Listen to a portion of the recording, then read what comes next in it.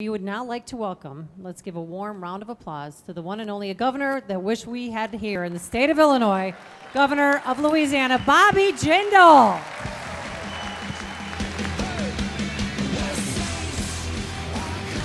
Thank you very much. Thank y'all very much. Thank you.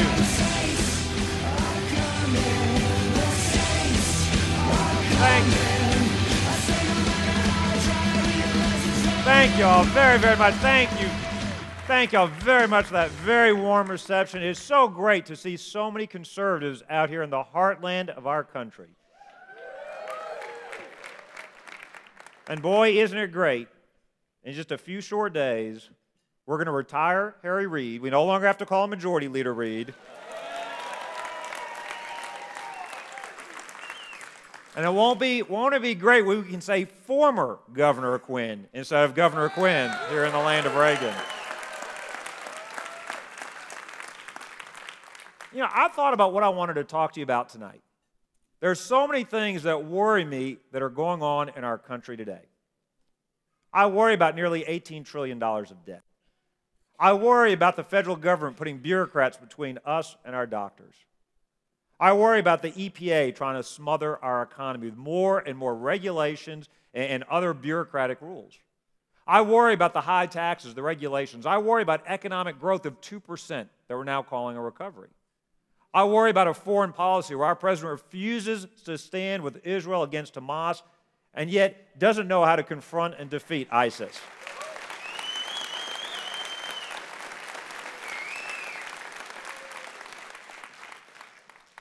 But you know, a lot of those things we can reverse when we have conservative leadership back in the White House. The thing that worries me the most, the thing that this president is doing right now, in his policies, in his speeches, in his rhetoric, in his actions, the thing that I worry about, not for me, but for my children and grandchildren, is what this president is doing, what President Obama and the radical left are doing to try to redefine the American dream.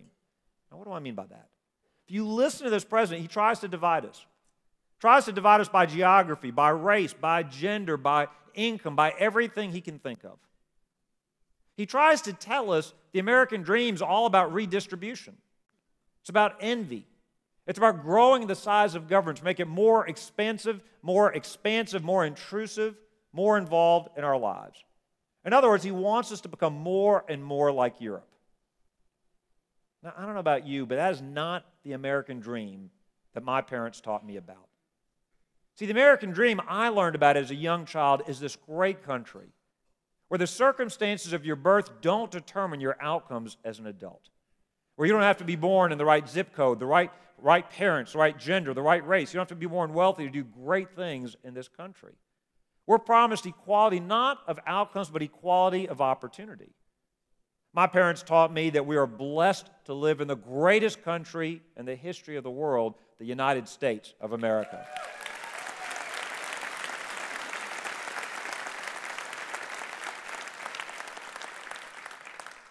You know, in 2012, when I was campaigning to try to limit President Obama to one term, I actually said he was the worst president we have had in our country since Jimmy Carter.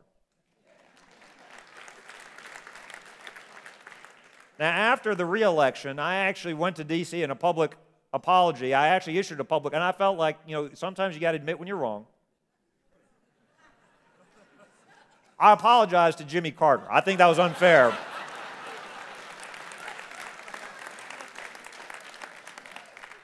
You see, I think in President Obama, we have got the first president of the United States who does not believe in American exceptionalism.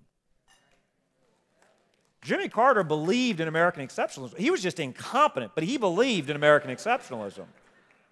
But why is this so important? What I worry about is what this president is trying to do and what he's trying to teach our children and our grandchildren. Trying to teach them the American dream is about dependence and about government. The reason this is so personal to me, you see, my parents, they've lived the American dream. My dad's 1 in 9. First and only one in the family to get past the 5th grade. Grew up in a house without electricity, without running water. I know because we heard these stories every single day growing up. Good luck trying to get an allowance from a dad like that. But here's what amazes me about my parents. My parents, nearly 50 years ago, over 4 decades ago, my parents, who had never been on a plane, traveled halfway across the world. They came to Baton Rouge, Louisiana. There was no internet. There were no cell phones. They had never traveled before. My mom was pregnant with me, but my dad just knew in his bones. There was this special place. If you could get here, if you worked hard, if you got an education, you could create opportunities for not only for yourself and your wife, but your children, your unborn children, your grandchildren to come. My dad knew he would find 2 things in the United States. He knew he would find freedom, and he knew he would find opportunity. So they come halfway across the world. And by the way, they came legally when they came, but they came halfway across the world.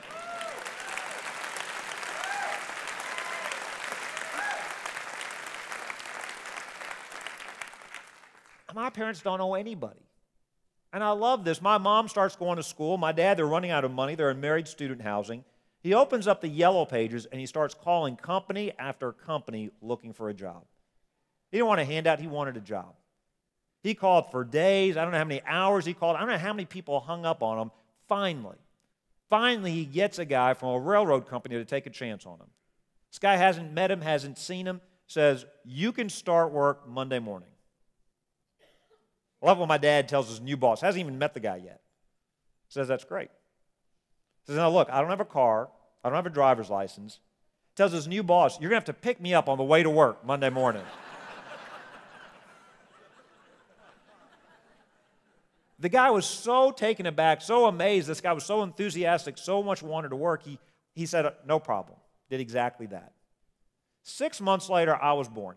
Now, I was what you would politely call a pre-existing condition when I was born. They were married. I didn't predate the marriage. I just predated the insurance coverage. But I think it's interesting what my dad and my mom did next. I was born at a place called Women's Hospital in Baton Rouge. It's a great little hospital. Supriya and I, we've got 3 children. 2 of our children were born at that same hospital. Now, our 3rd child, he wasn't born at that hospital. That was the one that was born at home. Now, that's a whole other story. By the way, I will just tell you this. For every man sitting here today, you need to go home, you need to thank your moms, your wives, your sisters, your daughters. There is a reason the good Lord, in His infinite wisdom, does not allow men to have babies.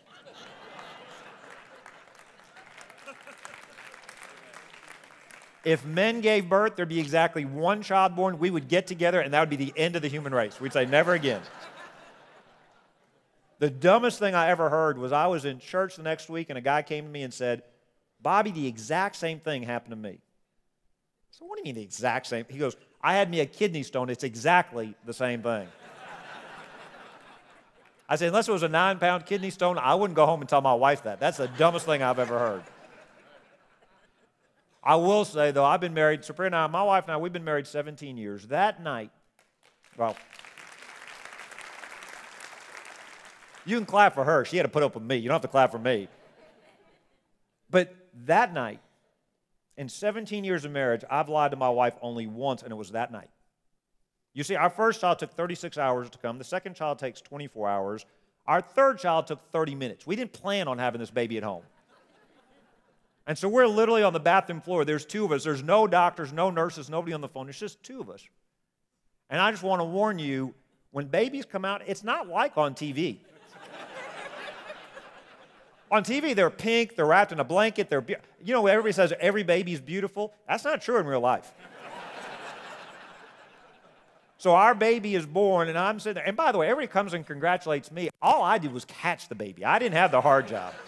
I wouldn't have traded places with my wife. So I catch our son, and my wife says to me, she is just in so much pain. She had never intended this to happen this way. She says to me, what does he look like? Now, if I was honest, I would have said, he doesn't look like he's done. Put him back in there a little longer. If I were really being honest, what I was really thinking at that moment was, he looks like your side of the family. Doesn't look like mine. But I like being married, so I said, no, he looks beautiful. A healthy baby boy, 10 fingers, 10 toes, he looks great. But anyway, going back to Women's Hospital, when our 2 kids were born there with insurance, it took me hours to fill out the paperwork. But I love what my dad did. So the insurance doesn't cover me. He goes to Women's Hospital after I'm born. He goes and talks to the doctor. And this is what he says. He said, I'm going to send you a check every month until I pay this bill in full. He and the doctor just shook hands. 2 guys shaking hands in a hospital. No paperwork, no government forms, no contracts. Now, I asked my dad, I said, how does that work? How do you pay for a baby on layaway? I mean, if you skip a payment, do they come get the baby back? What do they do? He says, no, you're paid for. Don't worry. Nobody's coming to get you. But the reason I tell you that, yeah, it was a simpler time. But that's what a father did. My parents came here because they knew this was a special place. You know, Mark Twain said, the older you get, the smarter your parents become. I don't know about you, I hate this, but I am absolutely turning into my dad. I say things I hated when he said them to me as a child. I don't know about you, but for example, I will take to my kids, I will say things like what my dad used to say, if your friends jumped off a bridge, would you jump off a bridge? Hated it when he said it to me. I say it to my kids all the time. My dad would tell us, boys, you don't live in a democracy. As long as you live under my roof, you live under my rules, it's a dictatorship in our house, and I'm the dictator. I hated it when he said that, but I say it to my kids all the time. One of the things my dad would always say to us, he'd say, boys, I'm not leaving you a famous last name. I'm not leaving you an inheritance. But I will make sure you get a great education. Because he said, in America, here's the amazing thing. There's no limit on what you can do. And he said, every night you need to get on your knees. I don't care if you're tired. I don't care if you've brushed your teeth. I don't care if you've changed your pajamas. Every night you need to get on your knees and give thanks to God Almighty that you were blessed.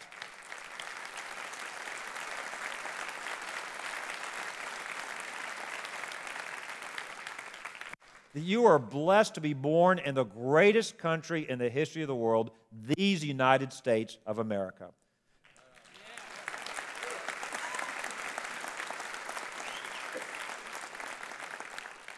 Now, I'll be honest with you, I didn't understand that as a child.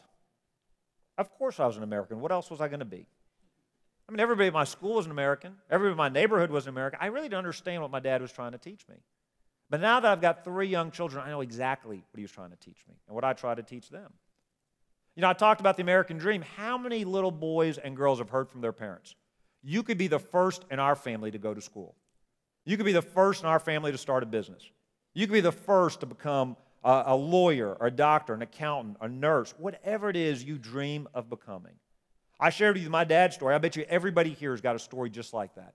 Maybe it was you, maybe it was your wife, maybe it was your children, maybe it's your grandparents, maybe it's your parents. Everybody in this room has got a story like that about being the first. How many moms and dads tell their kids, in America, anybody can grow up to become president of the United States? Now, unfortunately, in 2012, 2008, we found out just how true that really is in America.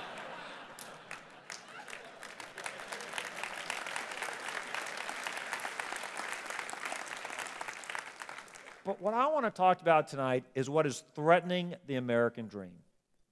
You know, there are many things I could have talked about what we've done in Louisiana. I won't go through all the things. In Louisiana, I'm proud of what we've done. We've cut our budget 26%. We've cut the number of state government employees 34%. We've got a growing economy. We actually are the most pro-life state every year for the last several years in a row.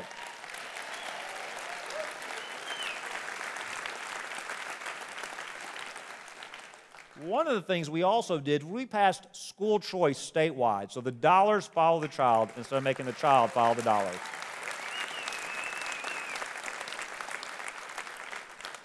And the reason I tell you that is our reward for helping kids escape failing schools, for allowing parents to decide whether they want their kids to go to public schools, charter schools, Christian schools, parochial schools, online schools, whatever they decide, homeschooling, whatever they decide. Our reward was to be sued by Eric Holder and President Obama in federal court. By the way, I went to D.C., I went to the National Press Club and said the lawsuit was cynical, immoral, and hypocritical. I don't think I'm getting invited back to this White House, by the way. But that's okay. We won the lawsuit, but this is the point I want to make.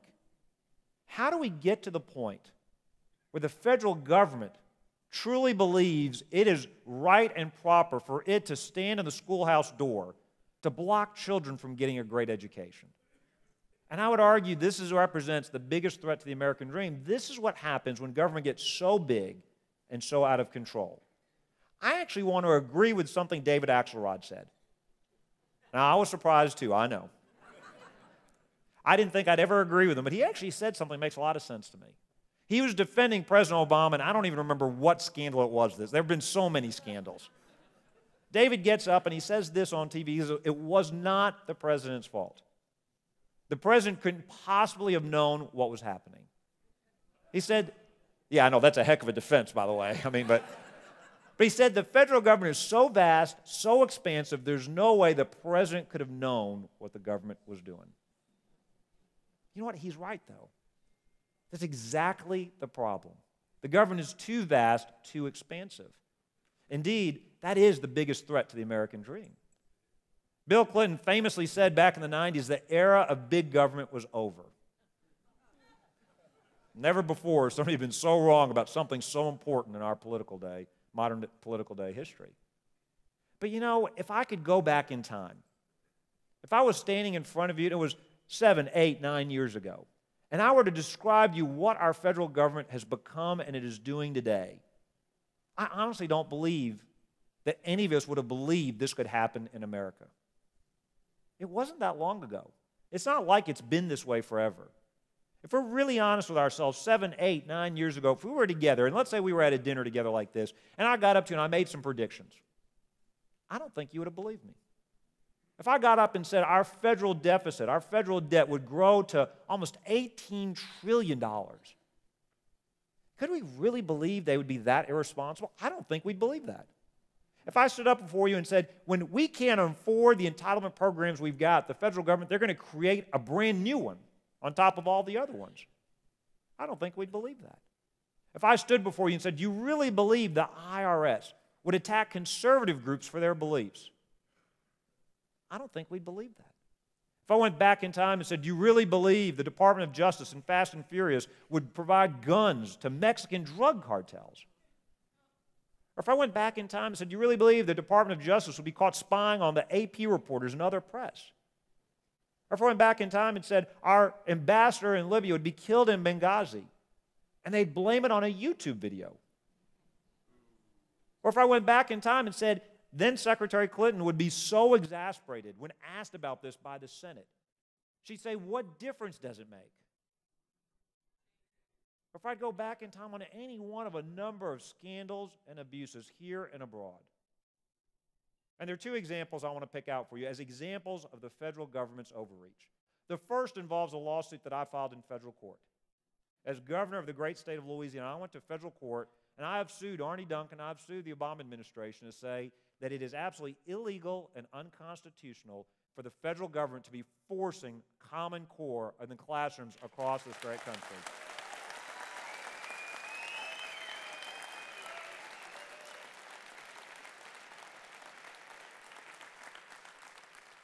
The federal government, we have never allowed them to make curriculum decisions. The 10th Amendment to the Constitution makes it clear they don't have that power. Federal law makes it clear they don't have that power. And if any of you forget the philosophical, legal reasons to oppose Common Core, as a parent, I would encourage you to learn about the math they're trying to teach our kids. I'd encourage you to learn about the reading standards they're trying to teach our kids. I've got a little boy now in the 3rd grade. Last year he was in the 2nd grade, and he was showing me his math homework and his math test. He's a good student. Slade's a good math student. He does well in math. He gets good grades in math.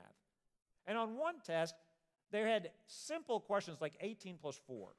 And instead of just writing out 22, you had to go through 10 different steps. You had to draw circles and blocks, and it was ridiculous. And this was frustrating my little boy, and so he showed me his math test, and he'd gotten every answer right in terms of getting the right answer. About half the test was getting the right answer. The other half of the test, you had to explain in 10 steps why these answers were right. My little boy, being 7 years old, and he's got the patience of a 7-year-old little boy, had gotten all the answers right on the test. On the other half, where he had to say in 10 steps, when he was told to explain why 18 plus 4 equals 22, he wrote, "Because it is," in every single question.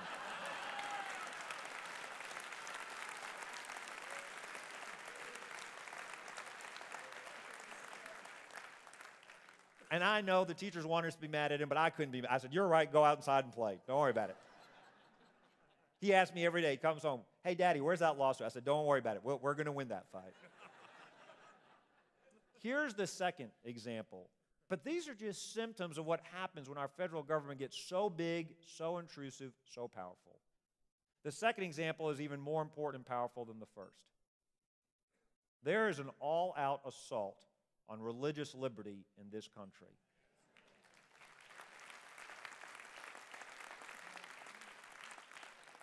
How many of you are happy that the Supreme Court ruled in the Hobby Lobby case, in the Green family case, that they were not compelled to violate their religious beliefs?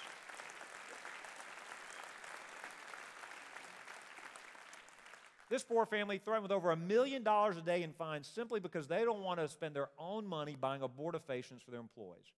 But here's my question. Why was that a 5-4 ruling? Why wasn't that a 9-0 ruling defending religious liberty in the United States?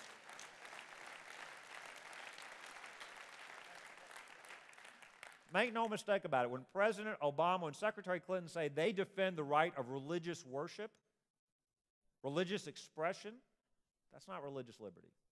What they're saying is you've got the right to for an hour on Sunday morning, maybe another hour on Wednesday night, and that's it. They're not saying they believe in your right to follow your sincerely held religious beliefs. And here's my concern. I knew this president didn't like the Second Amendment to the Constitution, but I thought he at least respected the first. Because you see, without religious liberty, there's no freedom of speech. There's no freedom of association. I'm not generally in favor of lawsuits, but I've begun to wonder about this constitutional scholar we've got in the White House. I'm wondering what exactly he learned in his 3 years at Harvard Law School.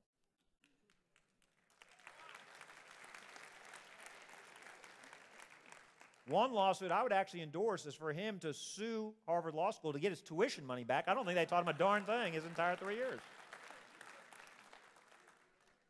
You may remember there was a controversy over Duck Dynasty at the beginning of this year. You may remember one of the first and loudest defenders of Phil Robertson was the governor of Louisiana. Now, the reason I did that, you may have thought I did that simply because they filmed the show in Louisiana. That's not why I did it. You may have thought I did that simply because they're friends of mine, and they are, but that's not why I did it. You may have thought I did it simply because my boys love the show, and they do. And by the way, isn't it nice to have a TV show you can watch with your kids where you don't have to worry about the language or what they're going to see on TV?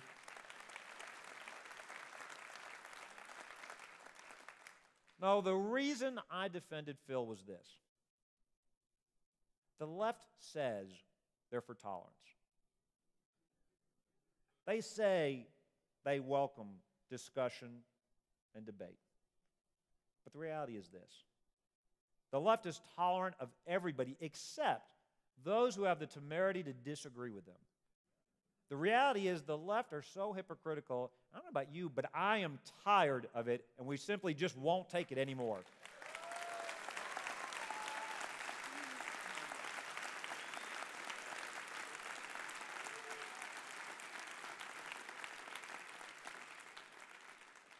There is one simple lesson my kids have learned in elementary school that I wish the president had learned at Harvard Law School. And it's pretty simple. The United States of America did not create religious liberty. Religious liberty created the United States of America. It is the reason we are here today.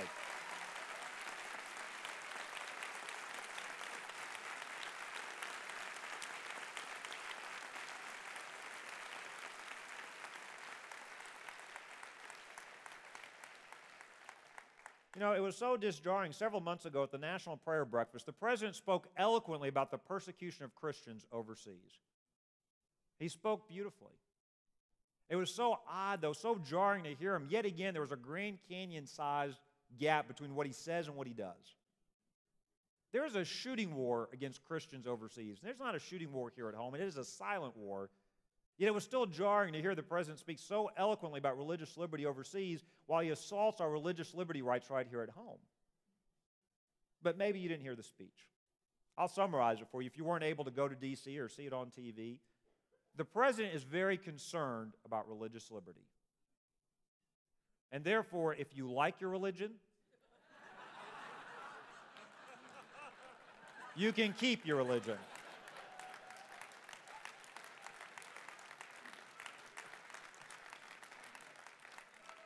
You know, there's one other problem with this federal government that's gotten so big and so threatening to our rights and the American dream, and the result is the American government is no longer good and competent at doing and fulfilling its core responsibilities. It's so busy doing everything else. So, for example, the CDC is now funding bike paths and street lights and farmers markets instead of focusing on fighting contagious epidemics. You look at this, and I criticized the president recently over his whole handling of the Ebola crisis. But the reality is this is not new. We've seen the same incompetence when it was the oil spill. We saw the same incompetence whether it's in foreign policy. We've seen the same incompetence time and time again. I described the 4 stages of crisis management when it comes to President Obama. His first step, there's 4 predictable steps you see in every crisis that unfolds. The first step is this: I've got this. No drama, Obama, the cool, in-command president. Then his second step is things begin to fall apart. I'm angry. This great New York Times story about how he's seething inside because of the federal government's response to Ebola. Then there's a third step, and we're basically there now, and I guarantee you're going to see it. I just need more money to fix this. And then finally he gets to his fourth step. It's the Republicans' fault. They're the ones standing in the way.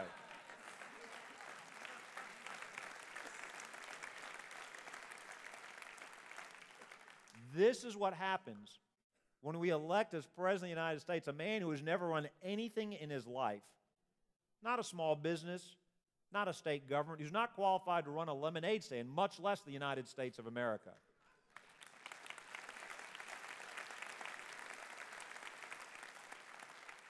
We can't afford any more on-the-job training. Which is, as I close, it brings me to a very difficult question. I want to warn you, this is like the chicken and the egg. Which comes first? Because I've thought long and hard about it, and I really don't know exactly which is the right answer. I'm not sure whether the first or the second statement is true. Whether it is true that we have now in the White House the most incompetent president that we have ever had in the United States of America.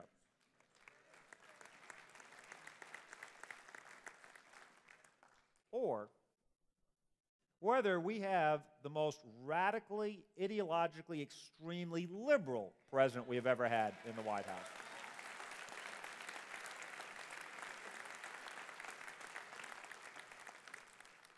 I've thought long and hard about this. The only answer I can come up with that satisfies me is to quote Secretary Clinton. What difference does it make?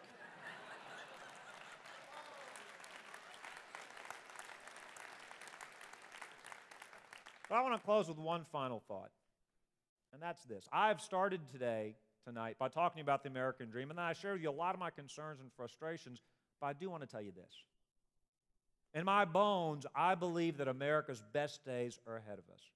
In my bones, I still think we're a forever young country. In my bones, I know that my dad was right and that my kids and their children one day will give thanks to God Almighty, just as we have, that we were blessed to be born in the greatest country in the history of the world. But it is not inevitably so. Our founding fathers, they knew the genius of America was not in our government, it was not in our buildings, it was not in Washington, D.C. The genius of America is in the freedom they entrusted us with in our founding documents. It was defining the role of government as being securing and defending and protecting our God-given rights, not government-given rights. Our founding fathers understood.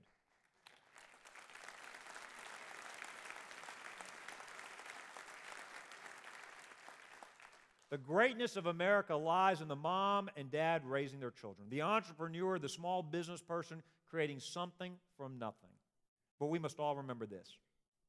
Our 40th president, Ronald Reagan, said that every generation has to choose for itself to renew the principles of freedom. There's nothing magic in our soil. It is not some code in our DNA. It's not simply because we've been blessed with these two oceans and this great providence. Every generation has to make that choice. Every generation before us has made the choice to leave more opportunities to their children than they inherited from our parents. And now it is our turn to decide. Are we going to make the sacrifice? Are we going to get this country back on the right path so that we don't become the first generation that mortgages our future? And this is what gives me hope all across this great country, and you can see it in this ballroom. I sense there is a rebellion brewing in these United States of America.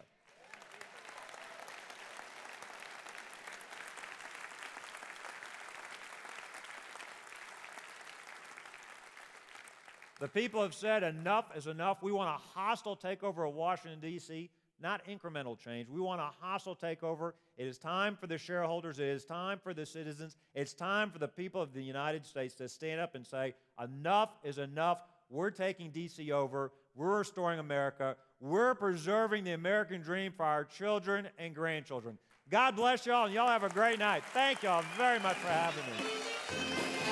Thank you.